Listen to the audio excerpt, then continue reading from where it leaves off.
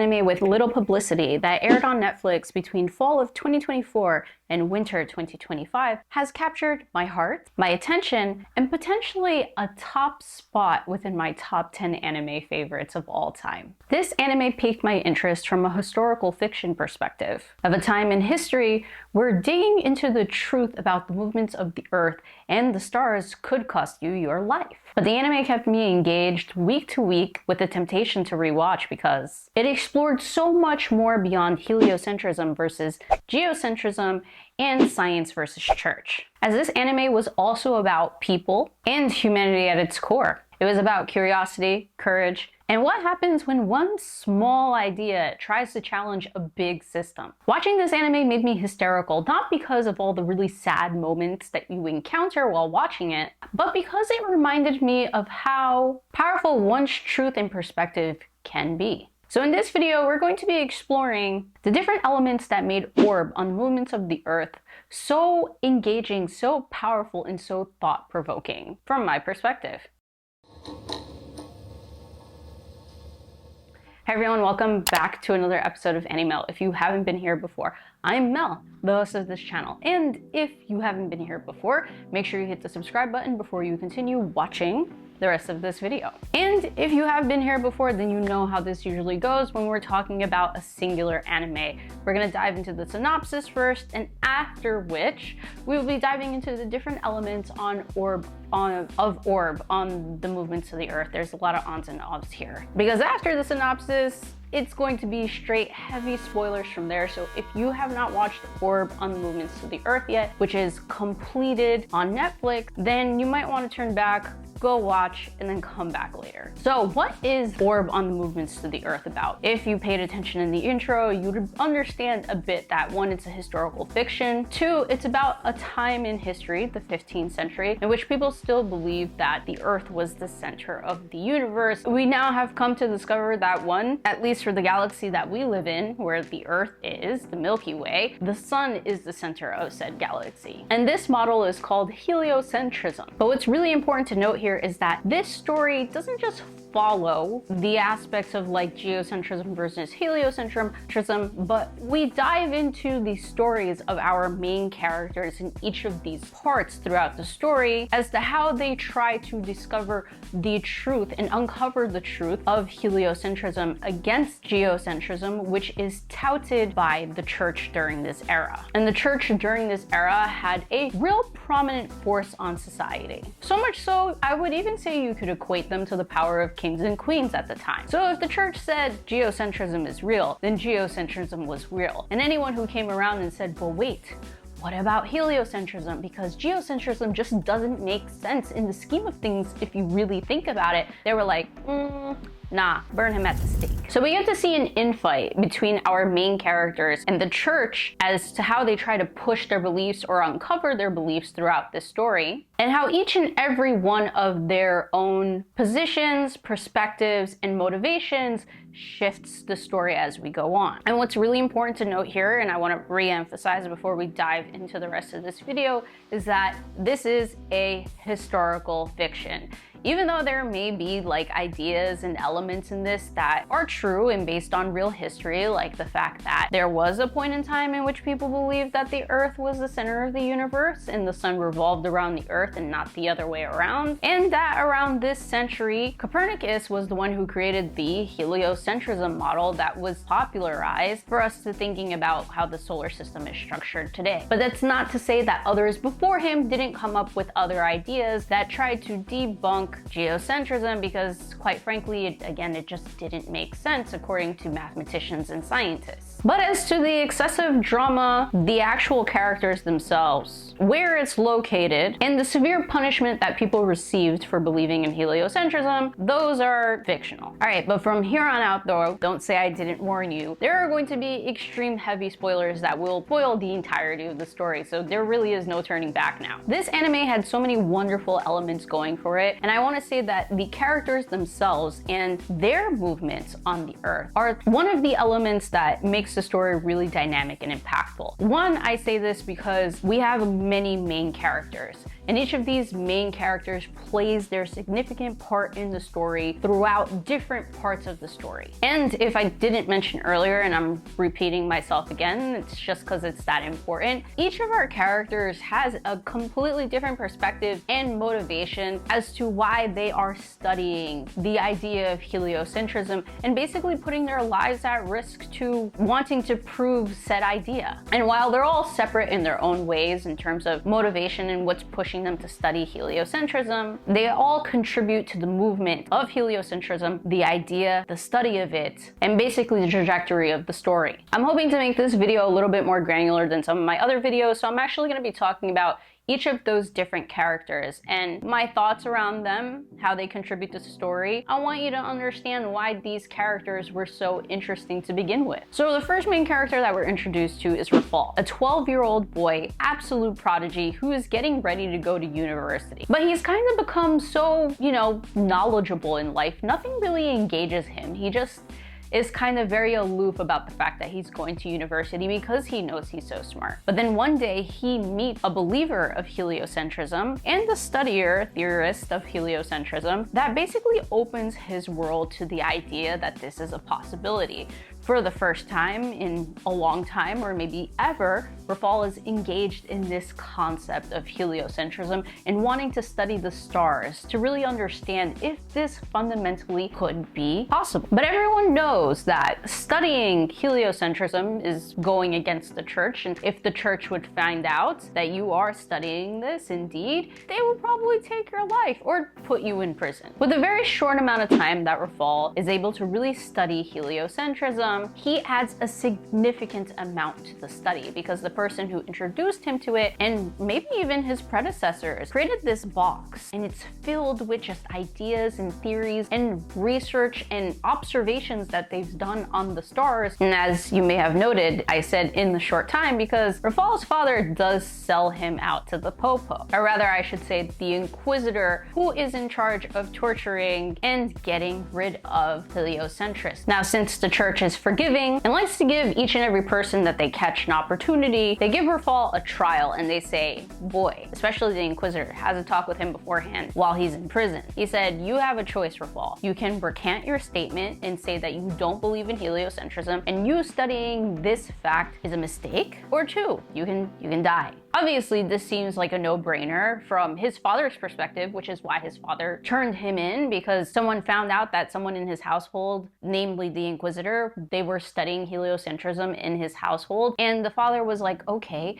well, maybe I'll take the fall for it. But here's the catch. The father was already caught before for studying heliocentrism. If he were to get caught a second time, that means immediate. So he said, okay, well, since Rafal's only 12, this is his first offense. They'll probably let him go off scot-free if he recants his statement. Rafal says, okay, this is a really great offer that you guys have given me, but you want to know something? I don't think so. I'm going to choose death. Rafal is very righteous about his beliefs. There was no way that he was going to recant his statement, even though he knew this was his best option. And this leaves his father and the Inquisitor, Novak, who we will be getting into later, in absolute distraught belief. And the night before that, they are essentially supposed to torture Rafal for all the information that he has, where he is hiding his research. They give him his last meal. Novak comes to talk to him and he's like, bro, why did you do that? So Rafal goes on to explain all his ideologies to him, all his thoughts to him as to why he chose death and his conviction in his beliefs in heliocentrism. And Novak, completely thrown off guard, is thrown off guard even more because Rafal said, you guys thought you were going to torture and get rid of me, that easily and just burn me at the stake?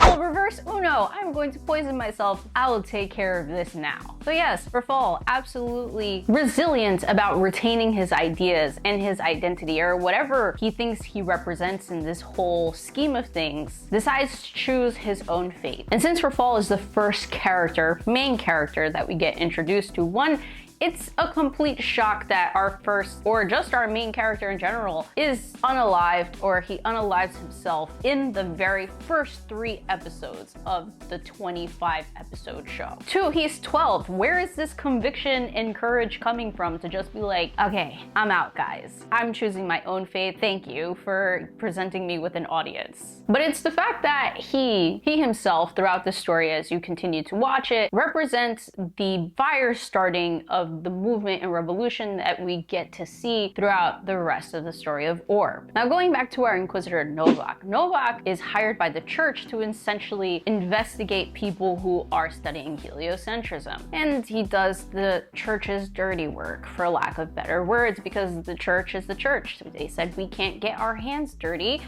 This is not a good image for us. So we'll find someone who believes in God, who could serve the church but is not part of the church. That way we keep some safe distance between us. You'll see how that presents itself to be a problem later on in the story and in this video. But Novak is an interesting character because, one, he's presented as the antagonist of the story, and I say presented because, again, I'll get into that a little bit later. But 2, of our protagonists, Rafal isn't the first one to lose his life. Many people lose their lives throughout this story, which makes it a lot more powerful because it's a revolution of ideas. A lot of casualties end up happening when you want to push against a large system that has so much power. But Novak is able to survive basically most, if not all, of the series. His belief in what he's doing has helped him carry on his mission. But also, he's absolutely ruthless, except during this time that he meets Rafal. Rafal really ends up shaking a lot of his core, his foundation, so much so that I don't know if him meeting Rafal and seeing Rafal unalive himself has made him want to carry on with his mission so much more, or if he just tried to numb himself to the pain as he continued his mission and hunted for other heliocentrist believers. So it's really interesting to see how Novak changes and grows throughout most of the parts of this story. And you start to feel a certain type of way for the antagonist that isn't always hatred. So those are 2 main characters that we get introduced to in part 1. Orb is kind of split up into 4 different parts, and each of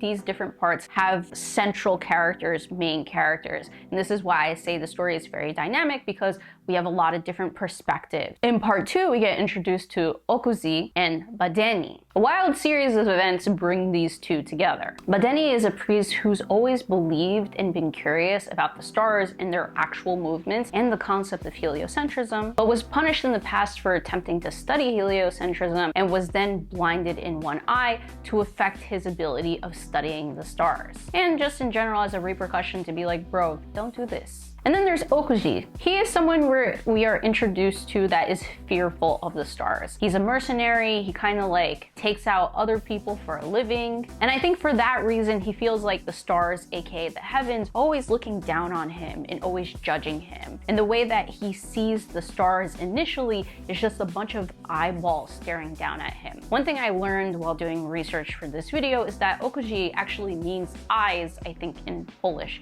You could kind of tell that most of the names are Polish names, even though they don't state that this is in the country of Poland. It's just called country P for the sake of Orb. But because he feels like the skies, the stars are always judging him, he's very scared to basically look up at the night sky. And because of this, he always has this existential dread and pain, and he feels like life is just painful, and he's hoping that he could just die any day so he can just go to heaven and be free from living on earth, which he thinks is hell. Now, I say this because this is really important, because when these crazy series of events happens where his coworker ends up getting his life taken and he ends up with the material of heliocentrism and comes across Badeni, his shift in perspective is huge. Like, he is one of the characters that you see pivot the most, and his growth and change is actually astonishing and beautiful. So Badeni, in meeting Okuji, because Okuji needs somewhere to stay, somewhere to hide, because they know he has the key to unlocking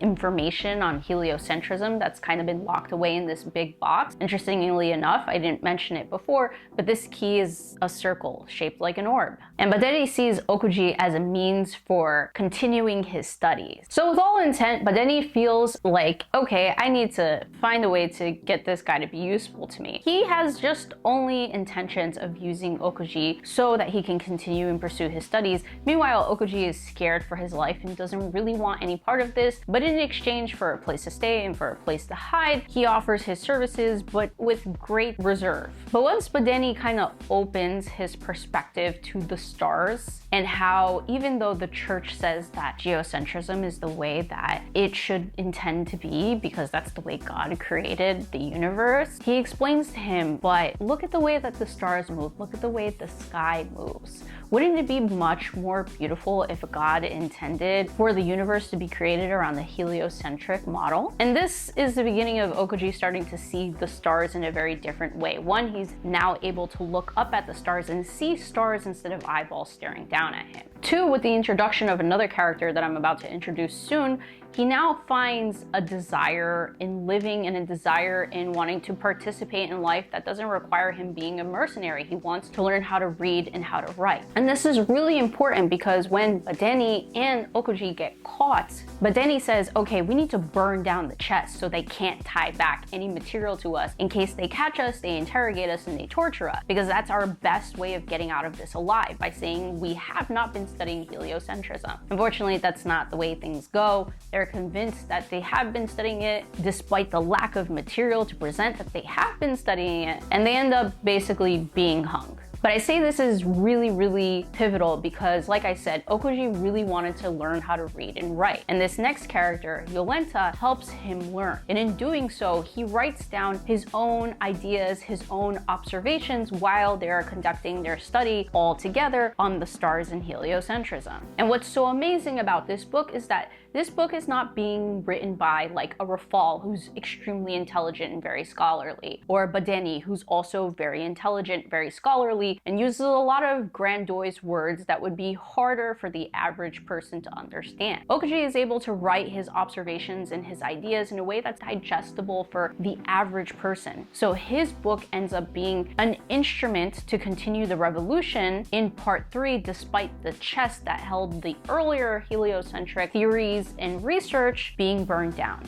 This book ends up being the next step in the revolution that they're able to basically take to larger level, or so we would hope, right? But between these two characters, I pair them together because one, they end up changing each other. Okuji, who's very fearful of the stars, very fearful of punishment, very fearful of potentially going to hell due to his sins of taking out other people as a job for money, and now add on the idea of heliocentrism, which the church has deemed sinful, he is willingly able to accept his death at the end of part 2. And he is looking up at the stars right before his death. And you can see his absolute acceptance no matter where he goes, whether it's heaven or hell, and has enjoyed his time on earth, has enjoyed his time living and studying heliocentrism with Yolenta and Badeni. I don't think you can find a character that 180'd this much throughout the story of Orb. It really shows that in trying moments and with an open perspective, someone can really change. And with Badeni, him taking in Okuji, he became less selfish to an extent. He burned the chest in hopes of actually saving both of their lives, and was hoping to actually be the one to be tortured instead of Okuji. Okuji, unfortunately, was the one being tortured in Badeni's place, and Badeni was made to watch,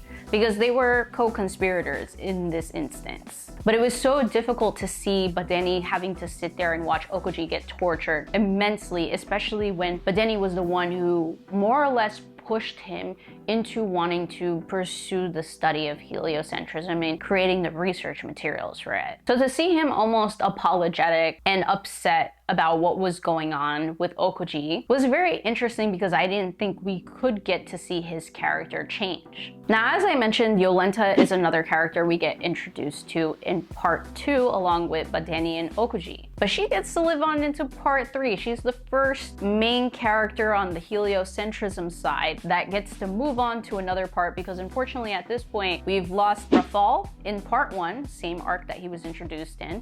We lost Badeni and Okuji in part 2, same arcs we were introduced to them in. And Yolanta, even though we were introduced to her in part 2, we get to see her carry over into part 3. And I will note that each of these parts are a few years apart. And what's interesting about Yolanta is one, she engages with Badeni and Okuji in helping them study heliocentrism, which is much more dangerous for her because she's a woman. Women during this time didn't really have a lot of power to study. She was serving as an aide in a research facility where she didn't have a lot of capabilities to publish her own research, being a woman. And if a woman was, ever found to be studying heliocentrism, they would label her as a witch. So they would probably try to prosecute her right away without giving her an opportunity to recant any of her research or statements. Oh, and here's something really important to note, which also led to the end of Badeni and Okuji, is that Yolanta is Novak's daughter. Remember the Inquisitor I mentioned earlier? Yes.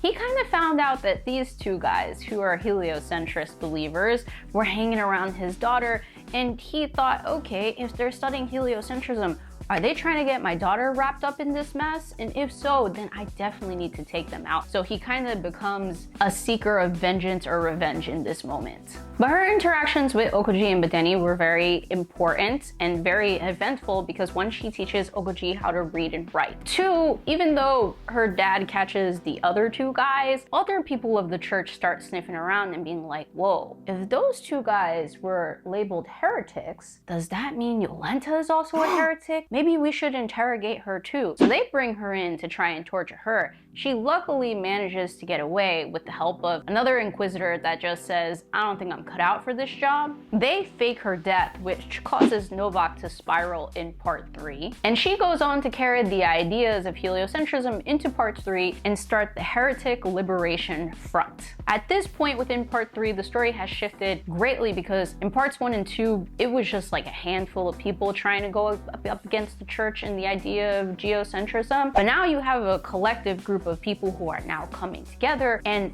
actively attacking the church. And with that 25-year time skip, Yolanta is now an adult. I think I enjoyed her character the most because she was basically very ambitious, very curious, but also really cautious in part 2. But in part 3, she becomes still very ambitious, very curious, but not as cautious now. Since she is now the leader of the Heretic Liberation Front, she does some really drastic stuff, but also in doing these really drastic things, she herself has come to question her contribution to the idea of heliocentrism, her fight against the church and geocentrism, and who exactly is wrong or right in this situation? Who exactly is the villain in each and every one of these stories? But this is not the first time she questioned such things. She did question herself getting involved with Badeni and Okuji to study heliocentrism. She did question the research center that she worked at. So she's always been very inquisitive, but also open to perspectives on both sides. And at some point, I feel like her character starts to open up the viewpoint of the audience through her questionings. But the point with her was that even though she had been questioning all of these different things and her involvement in all of these things, she still persisted with her studies because she was convicted in what she was doing, understood her viewpoint, understood the other side's viewpoint, and she basically just chose a side. Because at the end of the day, what she represents is that there are going to be gray areas in a lot of aspects of life. And at some points, we will just choose a side. And as to whether we're right or not is going to be ambiguous. Now that we've entered the discussion of part 3, we do get introduced to another character because Yolanta, unfortunately, even though she survives into part 3, we only get to see her for 2 to 3 episodes. The one that we're following around this time in part 3 is Draka. Now, Draka is very different from all of our other characters.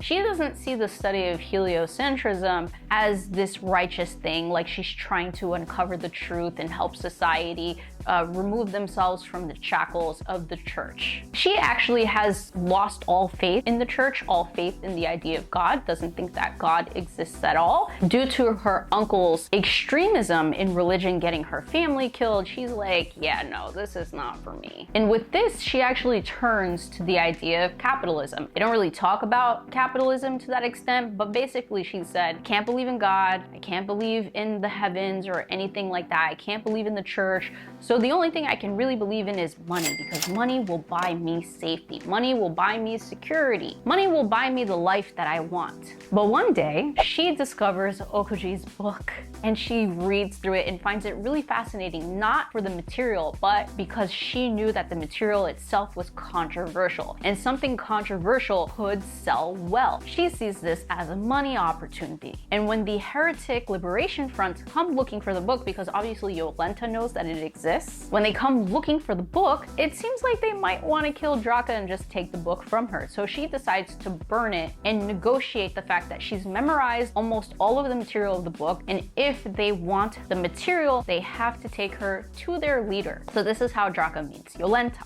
Now, Draka's character is a fresh take within all of this, again, because she doesn't really care about her stakes within the heliocentric movement. Nor does she really care about the fact the church is pushing geocentrism. What she cares about most of all is information, knowledge, and learning is a powerful medium for creating money. Because at this time, there's not many ways that people can entertain themselves. And she starts to think and wonder that there may be coming a time where people are looking to entertain themselves in new ways, and books and materials and learning may be an opportunity for that. And to be honest, Draka started to represent the regular day person for me. She's starting to think about life in a way as, how can I secure myself? How can I make money? And using any information she has as a way to leverage her position to make said money. Now, our last character in part 4, while very brief, Albert, carries on the rest of our story and the movement of heliocentrism. Because believe it or not, we lost Yolenta in part 3, we lost Draka in part 3, and we lost Novak in part 3. Like, we lost everybody in part 3 that was part of the movement up until this point, including the book that Draka had memorized and was planning to publish. With her death, it meant that we had no one to carry on our movement. And to be honest, I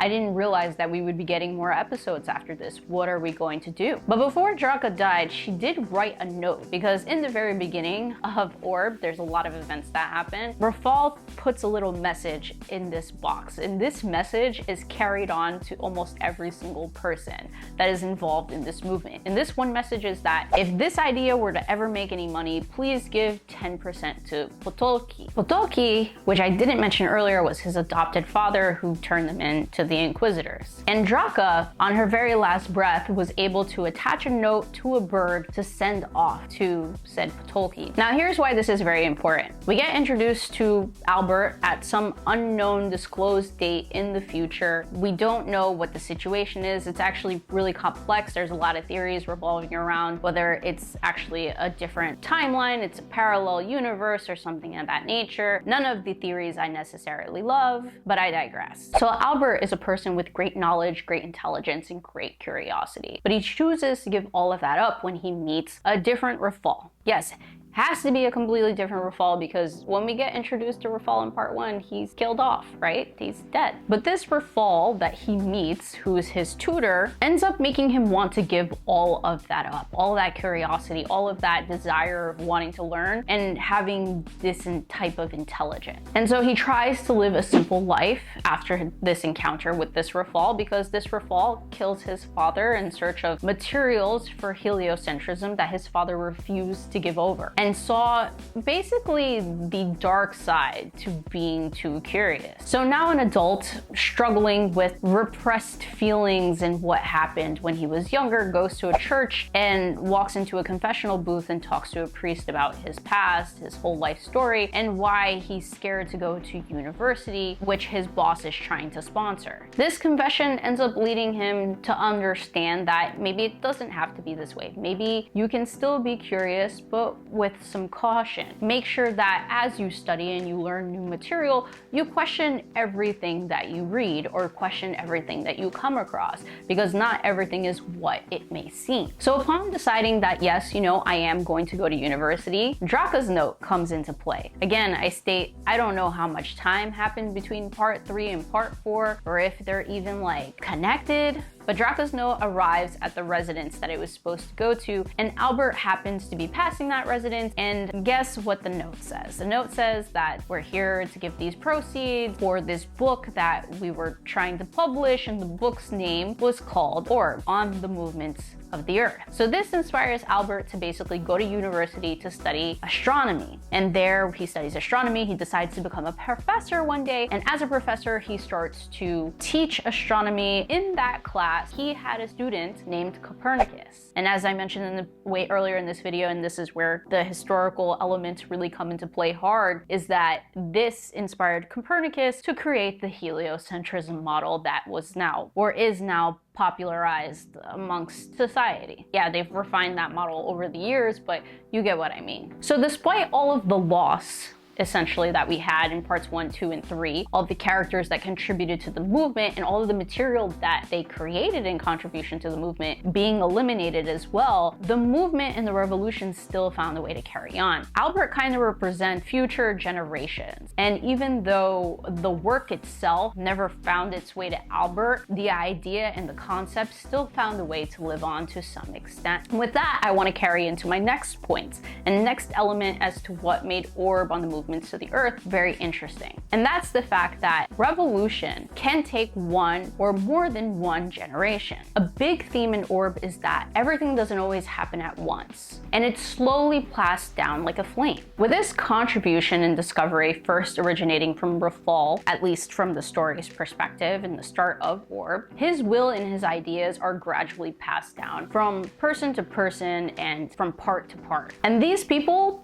with plenty of reason, had opportunity to reject these ideas completely and the notion of studying heliocentrism, because evidently they all were at risk of losing their lives. But as I mentioned earlier, each of them had their own convictions and their own curiosity as to what made them want to partake in the study of heliocentrism. And even when everything goes quiet and we've lost all of our main characters that have contributed to the movement, with Draka's note, the idea continued to find a way to that next person, to that next generation. This message overall, which made, I think, the watching of Orb much more impactful, was very meaningful to me, especially in the time that we're currently living in right now, where there's a lot of political difficulty and a lot of desire for revolution. And the way that Orb depicted it was honestly very exposing of who humanity is at their essence. Another element that they bring to question, because there are a lot of questions going on in Orb, is to be or not to be curious. That is the real question throughout the story of Orb. Curiosity is the biggest driver for our characters and basically what leads them on their journeys. And this is one of the biggest elements that I feel like they highlight within humanity themselves. I don't think there's a single human out there that doesn't have an ounce of curiosity. And curiosity is what drives us to do most of the things that we do. But there does come a point in Orb where you start to question, is there such thing as too much curiosity? And is there a finite point in which you should be satisfied in what you have learned or what you have gathered?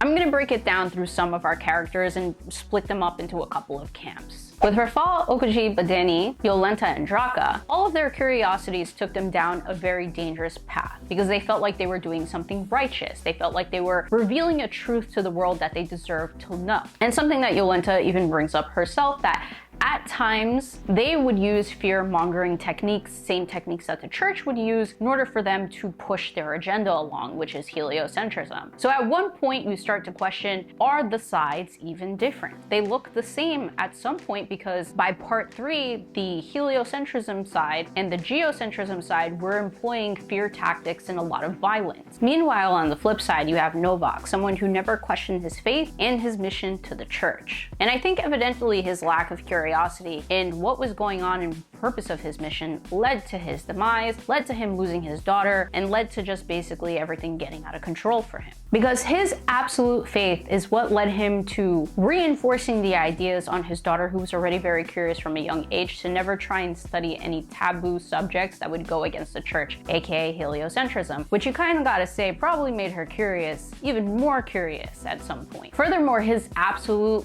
conviction to the mission is what made him feel absolute pain in seeing Rafal take his own life, and made him essentially start to question many things, but decided to just shove it back inside, which I think probably warped his character even more throughout the story. And it caused him to lose his daughter twice. In part 2, when he thought she was already dead, which led him to being an alcoholic drunk in part 3. And in part 3, when she ends up taking her own life right in front of him, but he doesn't end up realizing that it was her who took her life, and it was her who was the leader of the Heretic Liberation Front until it was close to his end. It was only after all of these series of events and he was coming to the end of his life that he realized his lack of curiosity is what evidently led to his demise, because at the end of the day, his blind faith in the church and in the mission was what made him the perfect scapegoat. The church had no documentation on all of the violent, heinous acts that he was committing against heliocentric believers. And the church was ready to flip on a dime if it meant that heliocentrism was going to be the new popular idea that could make much money. Because at the end of the day, the church was in it for themselves. They had to ensure that they had the masses in control. And what else controls masses but money? They need to fund themselves. Then we have Rafal 2. Even though the characters I mentioned earlier, I said took them down some dangerous paths, I will say that Rafal 2 probably took it down the worst path. Rafal 2 is the second Rafal that we get introduced to in part 4. You could say the same Rafal that we're introduced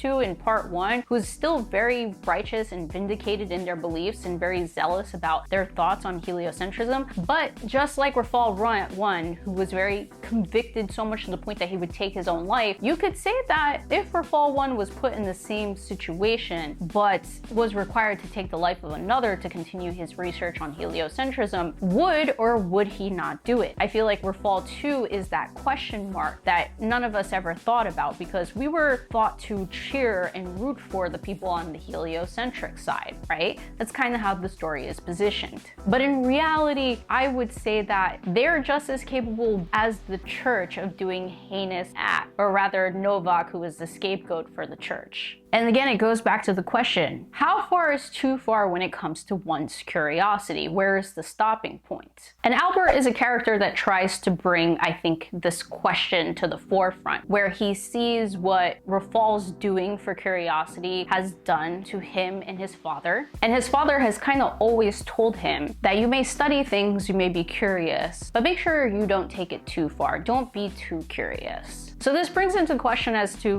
where is the happy medium with some things? Obviously that's very ambiguous, but probably taking one's life is the furthest extent you should not take it. And Albert is trying to bring this idea together by saying that he will be curious, but he will make sure to question that the path that he's going on is the proper path. It's a path that isn't dangerous. Or isn't dangerous to others, you should say. Now, a character that I haven't talked about that wasn't really a main character, but did bring up this question in another facet, was Schmidt. Schmidt, we get introduced to in part 3. He was a believer in God, even though he was part of the Heretic Liberation Front, and he thought, essentially point blank, if God didn't create it, it didn't need to exist. So he had a very curious and interesting perspective on inventions, information, knowledge, and creating new things. Something that he debates with Draka about, who is very capitalistic forward. Capitalistic forward being that coming up with new things and new ideas to make money. And his whole argument was that if you're a believer of God and you believe in God overall, God will give humanity what they need. If God intended it to be so, then it will be that way. So this is a question I think that I'll leave to you as the viewer, someone who has watched Orb and someone who's watching this video. Should there be a limit on curiosity and the capability to invent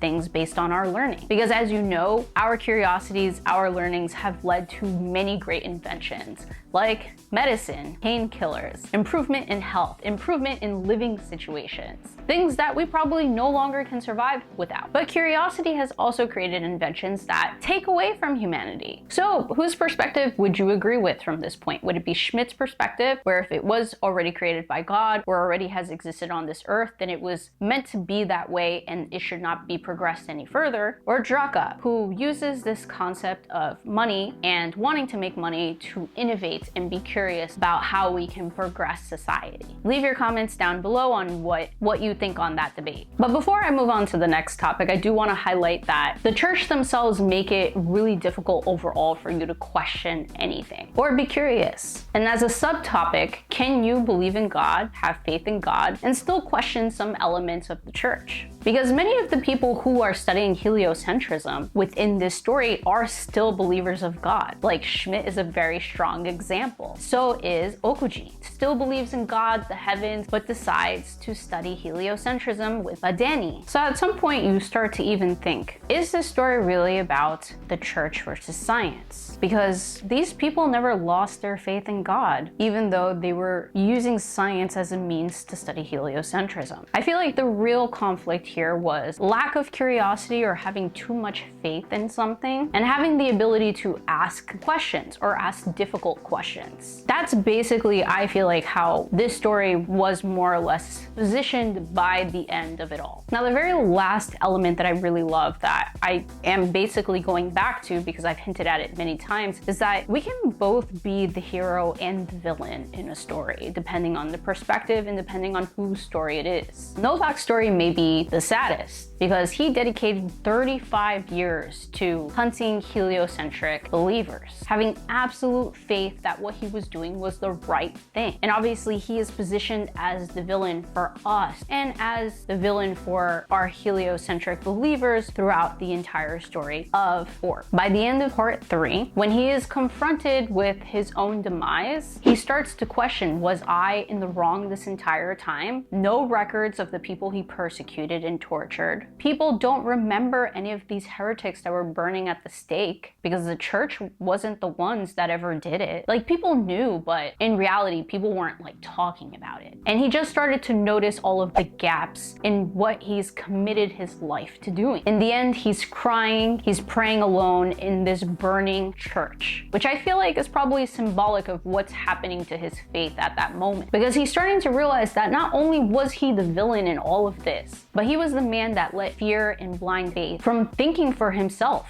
and having his own questions. And at this point, and this point is very important, he starts to hallucinate Rafal number 1, who we are introduced to part 1. I think at this point, the reason he's hallucinating Rafal number 1 is that this is probably where he should have started to question things, because he started to feel pain in a certain type of way seeing Rafal take his life at such a young age with so much potential. And to be honest, this hallucination and discussion with Rafal is one of the most cruel, haunting, but revealing dialogues in the entire series. Novak states to Ghost Rafal that it's Ghost Rafal's fault for all of this happening. For him losing his daughter, for him being miserable, for him taking the lives of so many people that found that box he contributed to, and from wanting to discover the truth from Novak's perspective on the movements of the Earth, aka heliocentrism. Ghost Rafal basically tells him, look, we did what we had to do given the circumstances. I had a choice, you had a choice, we made our choices. That's what everyone does. And this orb ball that I mentioned earlier that would unlock this box that existed in part 1 and part 2 filled with research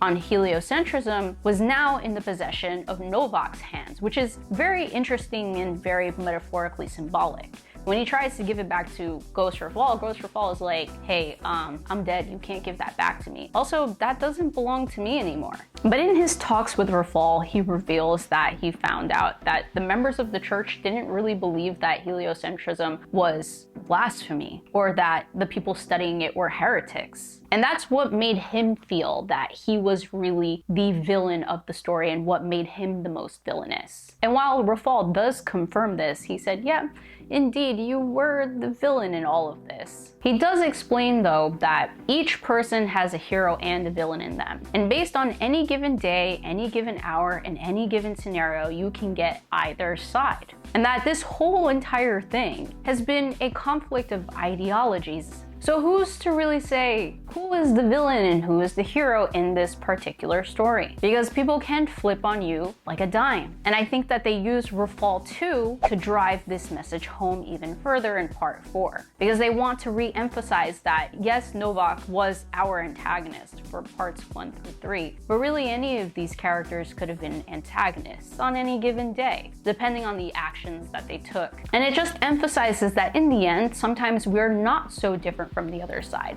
We may have a completely different idea from the other side, but how different are our tactics in trying to pursue our agendas along?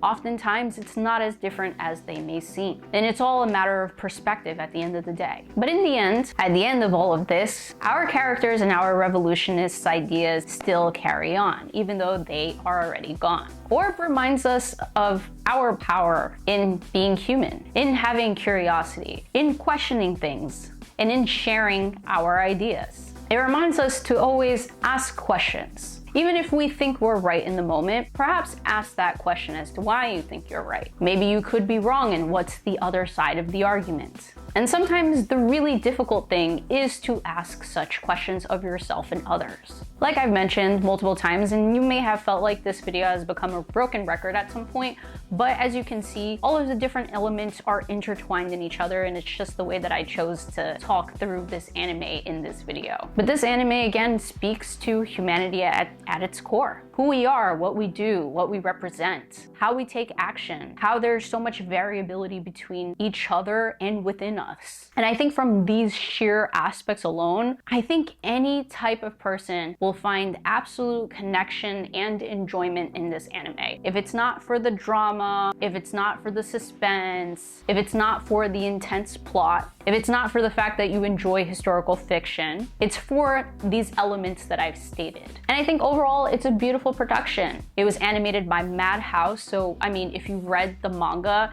and you haven't watched the anime, the way that they depict and animate and illustrate the stars is breathtaking. The way that they use the opening to give you hints about the story, and the way they changed it in every single part to highlight each of the main characters in those parts was a lot of effort, and I commend them for that. And the way that when people were watching it real time, week to week, was trying to come up with all of these different theories, I mean, there was no way I could get away from Orb in that time. And I was anticipating every single episode every single week. So if you have watched Orb, please share your thoughts below on what you thought of the anime, what you thought about the ending, your theories between Rafal 1 and Rafal 2. I have seen so many theories, none of which I liked. I did see one theory where they said Rafal 2 is not actually Rafal, but like a figment representation of what Rafal could be if he was like, you know, more villainous or decided to be more righteous in a different way, where what if he had to take someone's life to pursue heliocentrism? That was probably the theory that I was most comfortable with accepting, because the ending of Orb is very question mark. Question mark in the sense that it leaves you up to your own interpretation, which I personally really enjoyed. Other people may have not, but I loved it. And if you have a friend who has not watched Orb yet, make sure you recommend that they watch it and recommend that they watch this video. Make sure you share it with them if you really enjoyed the points that I highlighted of what made Orb so great. And if you haven't done so already, make sure you subscribe and like this video. I know this video is probably a lot lengthier than all the other videos I've done, but considering how deep Orb is, despite its length of only 25 episodes, I felt like it deserved its due time and all the research and writing that I had to put into it. And I know this video is a very big difference in stark contrast to some of the other videos that I create. Probably a little bit messier just because I had a lot going on. I do hope that you enjoyed it, and maybe I can create a video like this in the future if you ended up really liking it. But I've been here for a while, so thank you again for joining. I am Mel, the host of Anime, and I will catch you all on the next one. Bye!